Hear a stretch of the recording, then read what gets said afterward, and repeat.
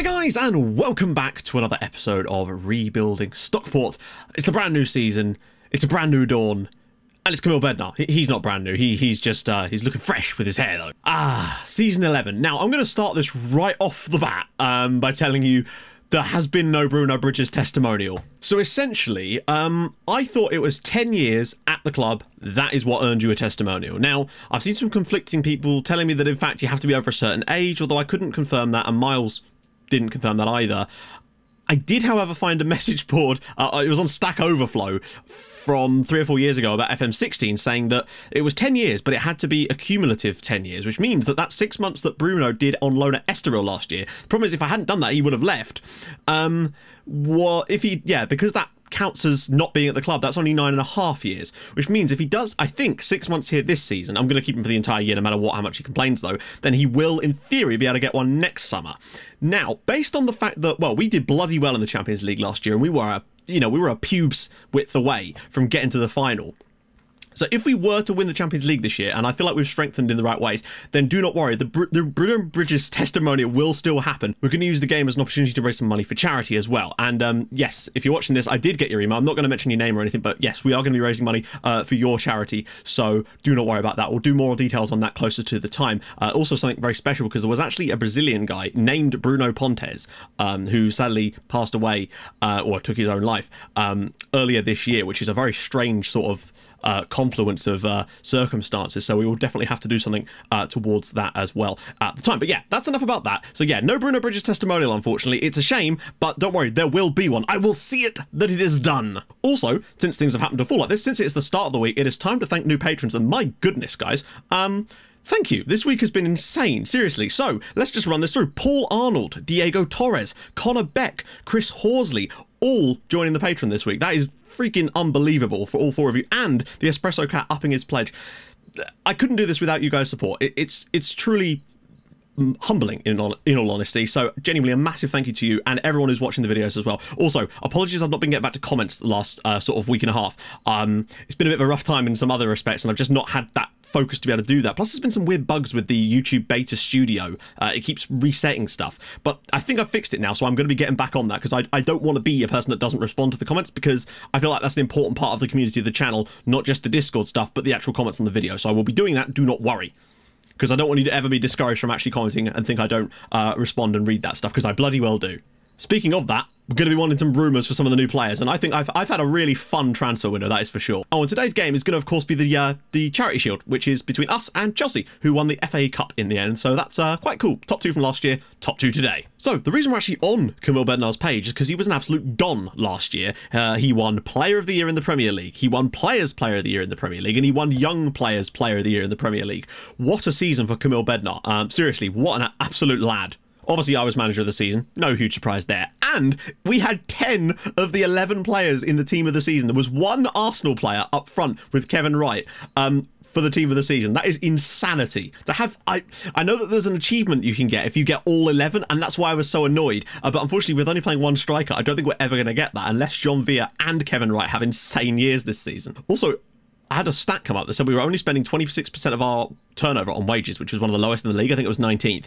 And yet we're still getting screwed by these wages situation. Essentially this summer, I've had to sell to buy, even though we had £120 million in the transfer budget, because it was all, I could not push any more of it to wage budget. It would not physically let me, no matter how, like, the bar was already the full way across, even though I still had £114 million available. In case you're wondering, Manchester United actually did win the Champions League in the end, so I guess they won't mind not winning the league so much. They beat Liverpool on penalties after a thrilling 0-0 draw in the final, so yeah, that would have been a tough one for us, I think. And Liverpool actually sacked Thierry Henry as a result of losing that final and coming 9th in the league, so don't know who the new manager is. And just to add insult to injury, I got Norwich City as an affiliate club, which is going to be useful because it means we can arrange a friendly with them much easier when it comes time for the testimonial next season, because I was trying to arrange a friendly with them beforehand while I was trying to figure this stuff out, and they kept saying no, but I think we'll be able to do it now because they're an affiliate club, so that's dope. Anyway, without any further ado, what you're all here for, it's the funnest, it's one of the most fun parts of the season.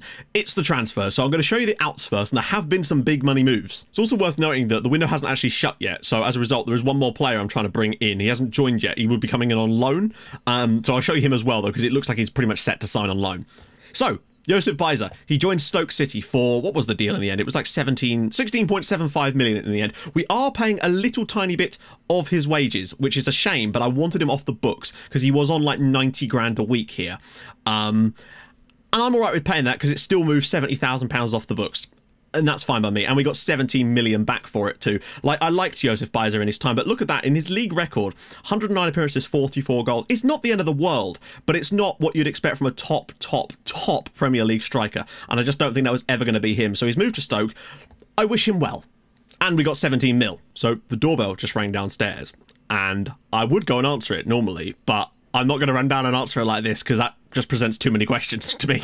So yeah, John Gray has gone on a free to Nîmes. Our one true love, Riga Booty, has joined, who's he joined? Toulouse. So he's gone on, you know, he's had a few loan spells lately. He hasn't really played for as much, but it makes sense to leave. John Hume's gone on loan to QPR for the season. I just felt like he wasn't going to get enough game time this year and he was struggling a little bit, so I thought, let's give him a loan spell. Next up is Wilson. He left. He's gone to Atalanta for 13.25 million. So not a lot more than we bought him for, in all honesty. But as a second choice goalkeeper, Nogueira was the first choice. I was looking at another youngster to back him up, and I didn't think that we needed two amazing keepers just because we rarely ever use one of them, and it was just taking up 60 grand a week in wages. So I felt like it was good to get him off the books, to get the wages off, and I really needed to get the wages off because in order to sign any players, I had to sell players just to get the wages down. That was the main issue. We didn't need the transfer funds. We just needed the wages off the bill because at one point we were 250k over our wage budget, even though I couldn't, it just wouldn't let me move any money around. So I had to get rid of some of these guys, basically. It's a real shame. A lot of the frees definitely helped, though. Corbinian Gadis has gone out on loan to Frankfurt. They're paying all of his wages, though, so that's kind of why I was interested to get 45 grand off the bill. And it'd be nice to see how he does on loan for a year. Same with Carlo Nakengo. He's gone out on loan to Real Betis. They're paying all of his £30,000 a week wages as well.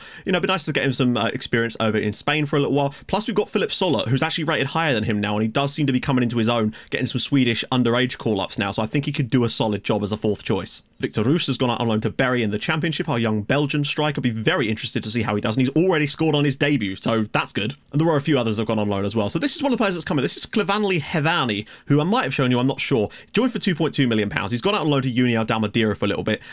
He's just a player I brought in because my scouts rated him really highly, and I thought we could probably make some money on a deal like this. So he's come in, and he's gone out because, of course, no work permit. And now is really the perfect time to tell you about what happened with Jamie Lane in the summer. And this is a weird one. So fairly early on in the transfer window, I'd said before that I would be tempted to take a bid on him because if I could find someone cheaper and younger, I think that we could make some money on the deal. And it just so happened that Liverpool, interestingly, came in with a bid for him. Not only that, but their bid was in total of 69 point something million pounds, which to me was ridiculous. So I thought to myself, you know what? I think that there's never going to be an opportunity to sell this 32-year-old for £70 million that we got for free, by the way. So I accepted the bid. And I went straight over and I lined up a guy from Atletico who was as good or better as Jamie Lane in all of the key positions, like the key attributes for his role, but not as good across the board at some of the other stuff, like things that he didn't really need to have. He was a more pure inside forward. So I put in a bid for him and it was around about 48 million. So we'd still have an extra 20 million on the deal, and we'd have he was only 22 as well. Only had a couple of caps for Spain. Really, really looked good. And then unfortunately, Jamie Lane turned down the contract from Liverpool, which threw a massive spanner in the works. He then complained at me for trying to sell him and then made me promise that I wouldn't sell him. And now I can't sell him for more than a year.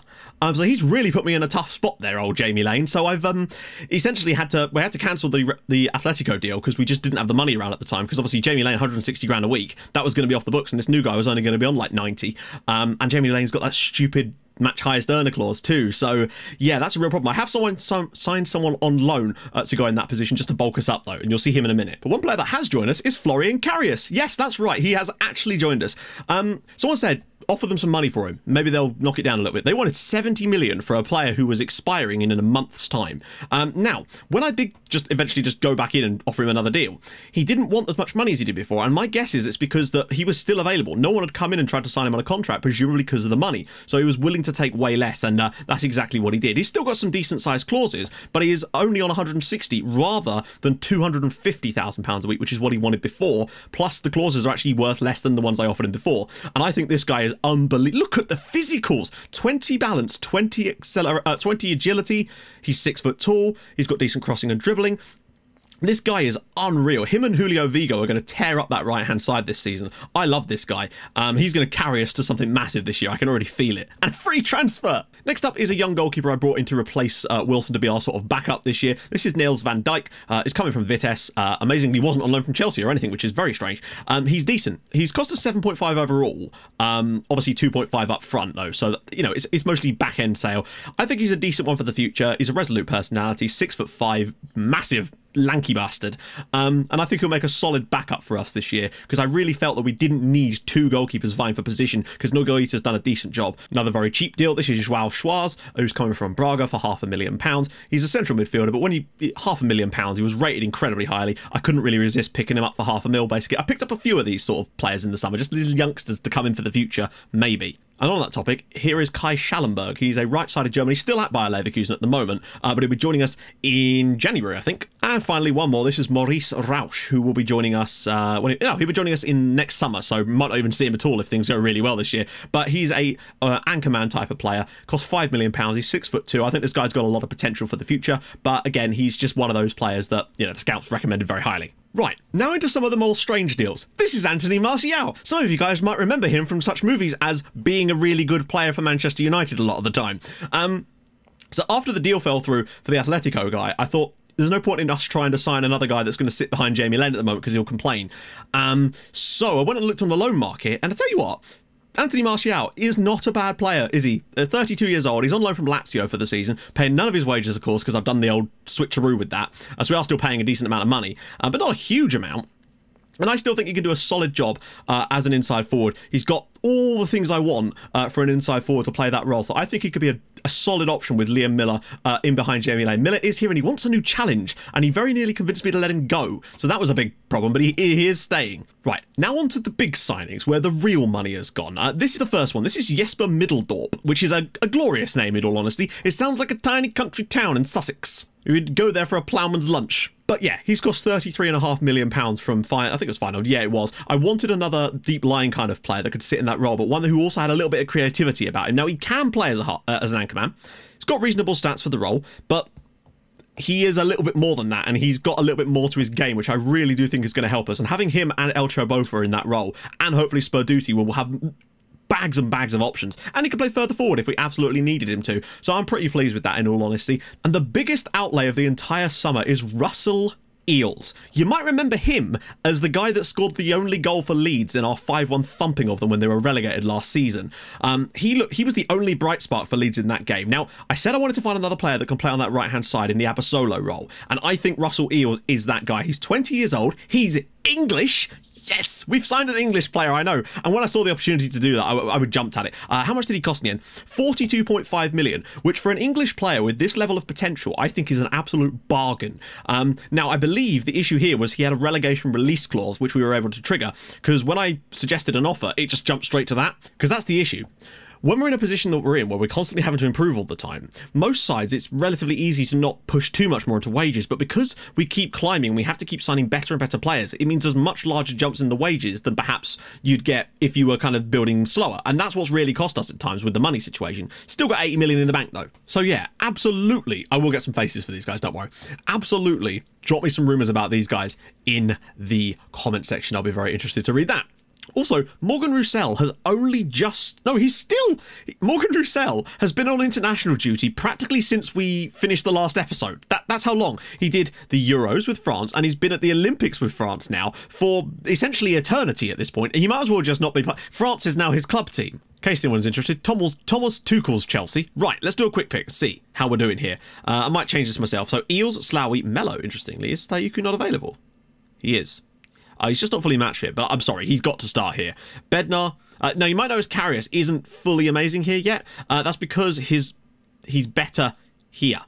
But I'm training him, and I think he could do a fine job in these positions. So it might be slightly makeshift today with the fact that we'll have to play, then again, Guard Dog. I mean, we saw what, those of you that missed the analysis video, basically Guard Dog is an unbelievable player. That's essentially what we found out. So on the bench, I'm probably going to go with Mello, Vigo, Middeldorp, Wright, Poirot, Akwebu and Abasolo. Wait, no, we don't want Poirot on the bench, really, do we? We don't really need him on the bench because we've obviously got Julio Vigo there too. So we'll bring on Tony Martial. He's unlikely to get a game today, in all honesty. His match fitness isn't quite there yet. Right then, let's have this. I just want to see if the way we played towards the end of last year can carry over into this season. And if it does, then we're going to be one hell of a force to be reckoned with this year. It's undeniable. Today is not really a huge barometer of that for me, though. Hakimi. And my lord, could you do better than that, guys? And we could win that here. We haven't. Yes, we have. Bednar does brilliantly. Staiku looks over the top. Here we go. John Vere, one touch. Yes! John Vere, goal in the Charity Shield final. This is the thing. John Vere just has this extra level of... I don't know what it is about him. The type of chances that Kevin Wright would probably miss from time to time, or certainly a lot more. Staiku, just occasionally, just a ball over the top. John Vere with that electric pace, takes his time, slips it past the goalkeeper. 1-0 in the Charity Shield final. John Vere's first of the year. I want 30 this year from him, and I think he's capable. Sloughy, maybe the fancy one. Lane, here we go, driving at people. Russell Eels is making a run. He is! Russell Eels! And a good save. I don't know why I'm saying his full name. Bofa. This is nice work, actually. Russell Eels. Vere through the middle. Staiku! Oh, it's in anyway. The goalkeeper could do nothing about it. He's returned the favour. John Vere, this is what I mean again. He sets up goals too. He was getting goals and assists for us towards the end of last year. I think he is the striker we've wanted all along. I guess I was right all along about him. Comes deep, puts it through the side. Staiku, first time strike. Dreadful from Rajkovic. It's 2-0 in the Charity Shield, and Staiku has his first of the year. It's 2-0. Come on. Solid first half though. John Vere and Liv Staiku doing a great job. Lovely stuff. Gonna try hitting some early crosses in this second period. See if we can't get Eels into the game a little bit more just by stopping him from running so much. Lane knocks it down. Sloughy on the edge. He might bend one here. Blocked. Vere pulls it across and Lane's at the back post. It's 3-0. Jamie Lane gets in there. John Vere, he is running the show from the striker position. Jamie Lane, first of the year for him, and surely that is the Charity Shield wrapped up. We've created 3 good chances today and scored 3 goals. Lovely stuff. Sloughy's shot just deflects around, comes to John Vere here. Lovely ball across though. This is wonderful from Vere. What a pass. He's really got something in his game that we want. 3-0. Bloody hell. Nicely slips through for Sloughy. Options. Sloughy's... Oh my goodness. Liviu Staiku. This guy has got that box-to-box thing down to an absolute science. That's 2 goals for him today and an assist. Vigo does well here. Slips it around the corner for Sloughy, but the way Sloughy drives at them, they all get drawn to him, so he's just able to roll it into the pass of Staiku. So calm. Goalkeeper, again, very poor. 4-0 in the Charity Shield. 4 good chances as well. Well done, lads.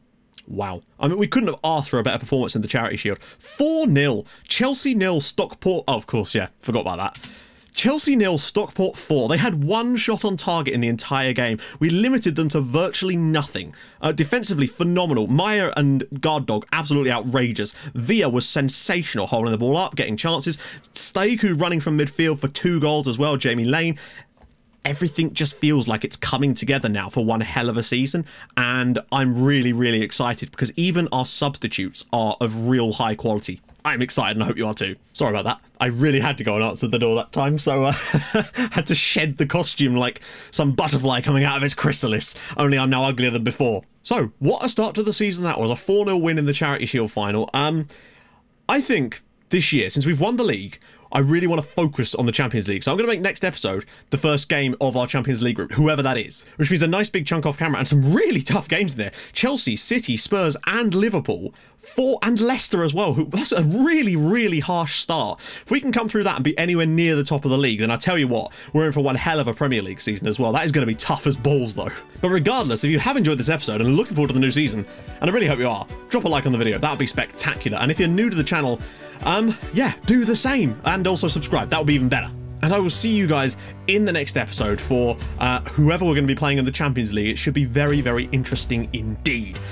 So yeah, I'll see you guys soon. Thanks so much for watching. Bye-bye.